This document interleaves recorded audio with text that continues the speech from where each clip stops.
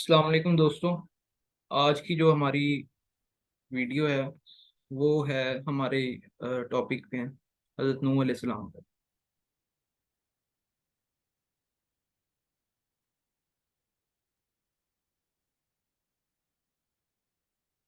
हज़रत नूह अलैहिस्सलाम जो है वो अगर हम नंबर वाइज देखें तो फोर्थ पैगंबर बनते हैं। लेकिन ये वैसे अगर मतलब ये तो फेमस है ना, जिनके 26 अम्बिया के नाम जो कुरान मजीद में नोट हुए हैं। तो वैसे अगर देखा जाए तो 10th अपने सिलसिले के जो हैं वो बनते हैं। तो हजरत आदम अलैहिस्सलाम की औलाद में से हैं हजरत शीस। हजरत शीस की औलाद में से हैं हजरत इदरीस। और हजरत इदरीस अलैहिस्सलाम की औलाद में से हैं हजरत नूह। ठीक है। तो हजरत नूह अलैहिस्सलाम का असल नाम जो है वो अब्दुल गफ्फार है। ये अक्सर वन पेपर में पूछा जाता है। और नूह इनको इस वजह से कहा जाता था क्योंकि ये बहुत ज्यादा गम करते थे, तो नूह नोहा से है। नोहा गम, गम करने वाले से। ठीक है। तो चूंकि बहुत ज्यादा अपनी उम्मत के बारे में रोते थे, गम करते थे, तो इस वजह से जो है इनका नाम नूह मशहूर हो गया। इनकी जो टोटल एज है वो है 1000 ईयर। और अगर आपसे कोई पूछता है कि पीपीएससी में या किसी सर्विस कमीशन के इम्तिहान में कि सबसे ज्यादा किस पैगंबर की उम्र है, तो वो हजरत नूह अलैहि सलाम की उम्र है। और क्योंकि हजरत आदम की हमने पढ़ी थी कि उनकी 960 साल उम्र थी, 40 साल उन्होंने हजरत दाऊद अलैहि सलाम को दे दिए थे अपनी उम्र के। तो 1000 साल उम्र में से 900 साढ़े 900 साल इन्होंने अपनी कौम को तबलीग की है। तो हजरत नूह अलैहिस्सलाम जो बेसिकली रहने वाले थे वो इराक के शहर के रहने वाले थे, इराक में, मुल्क इराक में।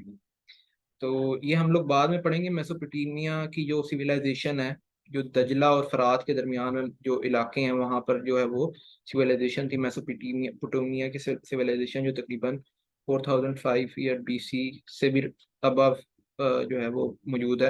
जब हम वर्ल्ड हिस्ट्री स्टार्ट करेंगे तब उसके अंदर इस चीज़ को कवर करेंगे। तो खैर इराक में जो है इनकी पैदाइश हुई थी। और ये हज़रत आदम अलैहिस्सलाम से 2242 साल बाद इनकी जो है इनका दौर आता है। ठीक है। और बाकी हम इनके थोड़े से अलकाबात की बात कर लेते हैं, क्योंकि अक्सर वो पूछते हैं कि ये फलां लकब किसका है। तो इनके जो हज़रत नूह अलैहिस्सलाम के जो अलकाबात जो मशहूर हैं, एक तो है नूह नजीबुल्लाह। ठीक है। दूसरा, इनको आदम सानी भी कहा जाता है।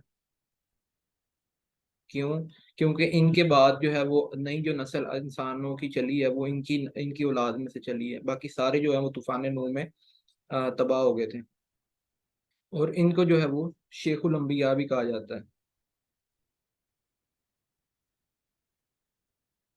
अच्छा, ये वर्ड शेख नहीं, ये शेख है। शेखुल अंबिया यानी कि जो बुजुर्ग की सेंस में लिया जाता है ये वर्ड, कि अंबिया में जो सबसे ज्यादा इनके जो शेख हैं वो हजरत नूह अलैहि सलाम है। तो अगर हम इनकी मजीद आगे देखें कि इन्होंने जब 950 साल तबलीग की है, तो उसके बाद जो है तकरीबन 80 मुसलमान हुए। ठीक है। यानी इनके जो सहाबी थे वो तकरीबन 80 थे, जिसमें से 40 मर्द थे और 40 औरतें थी। ठीक है। और इनकी जो कौम थी वो असल में 5 बुतों की पूजा किया करती थी। 5 बुत उनके बड़े मशहूर से जिनकी वो पूजा किया करती थी। कुरान मजीद में भी उसका अक्सर जिक्र सूरह बकरा में आई थिंक मौजूद है। तो पहले बुत का नाम है बुत वद। और दूसरे का नाम है यऊक। तीसरे का नाम है यगूस। चौथे का नाम है सवा। और पांचवे का नाम है नसर। थोड़ा सा इनके बारे में बता दूं। बेसिकली ये 5 बुजुर्ग असल में इनकी कौम में पहले मौजूद थे। तो जब जो इनकी कौम में सबसे ज्यादा दानिश्वर और बुजुर्ग समझे जाते थे, तो जो इनके मसले मसाइल वगैरह हल किया करते थे, जब ये फोत हो गए तो शैतान इनके पास आया, इसकी इनकी कौम के पास, कि अब तुम्हें अगर उनका फैज़ चाहिए तो तुम्हें चाहिए कि उनके बुत बनाओ और उनकी उनसे फैज़ हासिल करो। तो तब शैतान ने इनको बुत परस्ती पर लगाया और फिर ये इन्होंने पांचों बुत बनाए और फिर जो है ना इनकी बुत परस्ती शुरू की। तो सबसे पहले अगर बुत परस्ती हम देखें तो वो हमें हज़रत नूह अलैहिस्सलाम की कौम में नजर आती है। हज़रत नूह अलैहिस्सलाम की औलाद की बात करें तो हज़रत नूह अलैहिस्सलाम,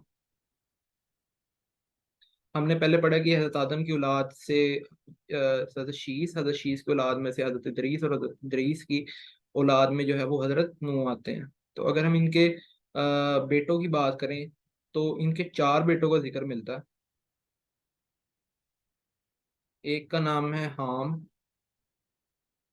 दूसरे का नाम है साम, तीसरे का नाम है याफिस और चौथे का नाम है किनान। और इनकी बीवी का जो नाम है वो है नामा। ठीक है। तो हजरत जो हाम है ये बेसिकली बाद में तूफान नूह के बाद जो है अफ्रीका और इस इलाके में जाकर आबाद हो गए थे, और जितने भी हबशी नस्ल लोग हैं वो हाम की नस्ल से हैं। और साम के जो हैं ये बेसिकली एशिया वगैरह के और मिडल ईस्ट के इलाकों में आबाद हो गए थे। तो जितने भी ये एशियाई हैं ये साम की नस्ल से हैं। और याफिस की नस्ल से जितने भी अंग्रेज हैं, यूरोपियंस हैं, जिसे आप कह लें कि अंग्रेज कह लें या यूरोपियंस कह लें, यूरोप वाले, वो याफिस की नस्ल से हैं। और याफिस की नस्ल से एक और कौम भी है जिसे याजूज माजूज कहते हैं, जो कुर्ब क़यामत में जिनका खरूज होगा। इसके मुतालिक भी हम मजीद आगे डिटेल में पढ़ेंगे। किनान जो था वो वाहिद इनका बेटा था जो इस्लाम नहीं लाया था। तो इसकी मौत भी कुफर पर ही हुई थी, ये तो एक काफिर मरा था। और इनकी बीवी जो थी वो भी काफिर थी। तो दो नबी ऐसे हैं जिनकी बीवी जो थी वो काफिर थी, और इस्लाम पे उनकी मौत नहीं हुई है। एक तो हजरत नूह अलैहिस्सलाम है और एक हजरत लूत अलैहिस्सलाम है, जिनके बारे में हम 6 या 7 चैप्टर में पढ़ेंगे। तो ये इनकी फैमिली हिस्ट्री है। आगे अगर हम लोग देखते हैं तो इनके बारे में है कि ये इन्होंने अपनी कौम को तबलीग की, लेकिन इनकी कौम ने इनको झुटलाया। और 950 साल तबलीग करने के बाद भी इनके सिर्फ 80 लोग मुसलमान हुए। तो फिर इनकी दुआ जो है वो कुरान मजीद में मौजूद है, कि जिसमें हज़रत नूह अलैहिस्सलाम फरमाते हैं कि अल्लाह मैंने इनको हर तरफ से पुकारा और डराया भी और इनको खुशखबरियां भी सुनाई, लेकिन ये किसी तरह से मेरे पर ईमान नहीं लाए। तो फिर अल्लाह ताला जो है वो हज़रत जिब्रील अलैहिस्सलाम को भेजते हैं कि आप जो है वो एक कश्ती तैयार करें, और जिसके ज़रिए मतलब जो है ना आप अपने ईमान वालों को लेकर उस पर सवार हो जाएंगे और बाकियों को अल्लाह ताला गर्क कर देगा तूफान नूह में। तो तो इन्होंने जो है वो हज़रत जिब्रील अलैहिस्सलाम के साथ मिलकर एक कश्ती तैयार की, जिसकी जो है वो लेंथ जो थी वो 400 गज थी। अच्छा, पिछले चैप्टर में, फर्स्ट चैप्टर में हम लोगों ने हज़रत आदम के मुतालिक बात की थी, उसमें मीटर का जिक्र किया था। मीटर और गज तकरीबन ऑलमोस्ट सेम होता है, 1 मीटर और जो है वो गज। तो जो है ना अगर जो गज होता है वो तकरीबन 0.9 मीटर के इक्वलेंट होता है, यानी गज से थोड़ा सा कम होता है। और दोनों में तकरीबन 3-3 फुट होते हैं, 3 फीट। इसमें भी तकरीबन 3 फुट होता है। तो ये जो थी 400 गज की कश्ती तैयार की गई, जिसकी जो लेंथ थी वो 400 गज थी और चौड़ाई जो थी वो 100 गज थी।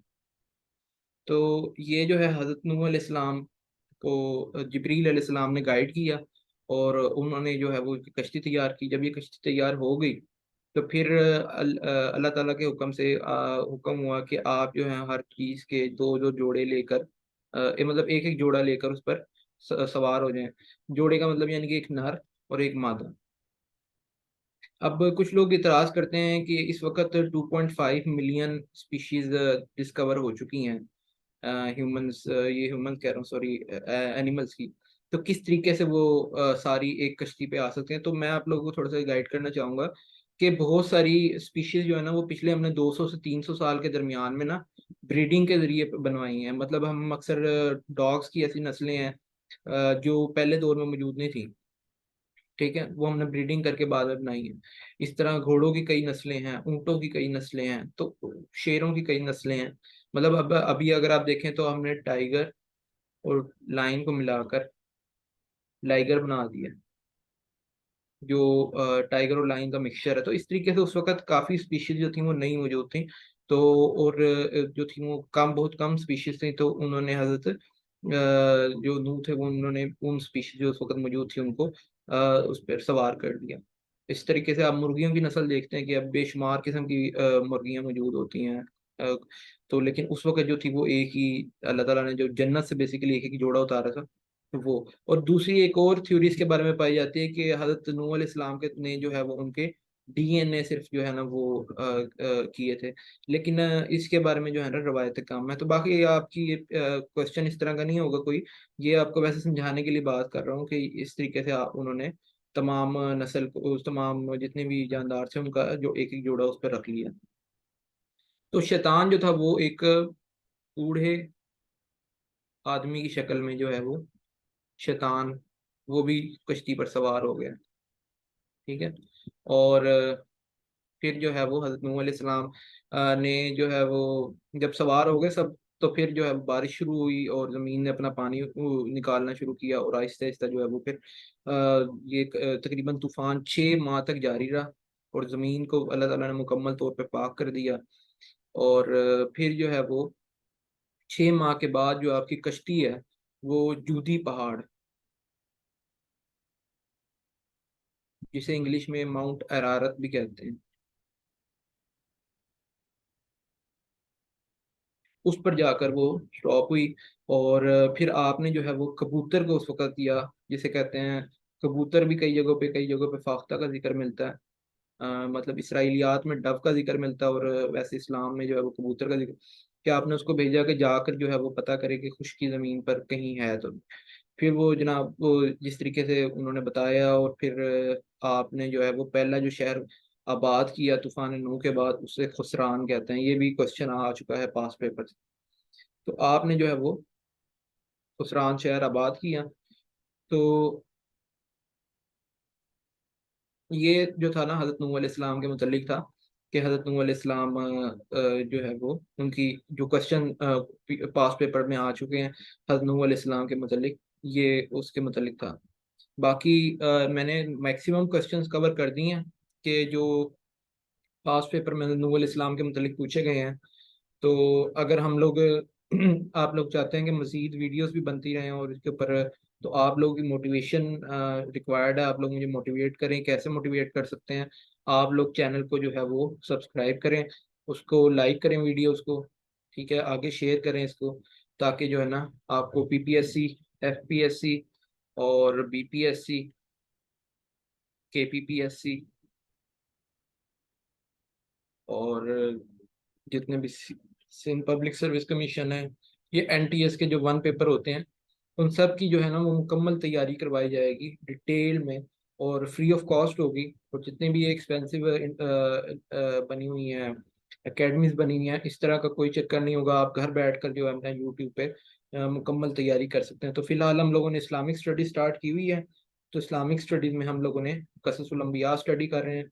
तो इससे पहले 3 वीडियोज आ चुकी हैं, हज़रत आदम पर, हज़रत नूह पर, हज़रत याफिस पर, हज़रत शीस पर, और हज़रत इदरीस पर। तो आप काइंडली वो भी जाकर देखें और अपने दोस्तों के साथ ज़रूर शेयर करें। Thank you so much. Allah हाफिज़।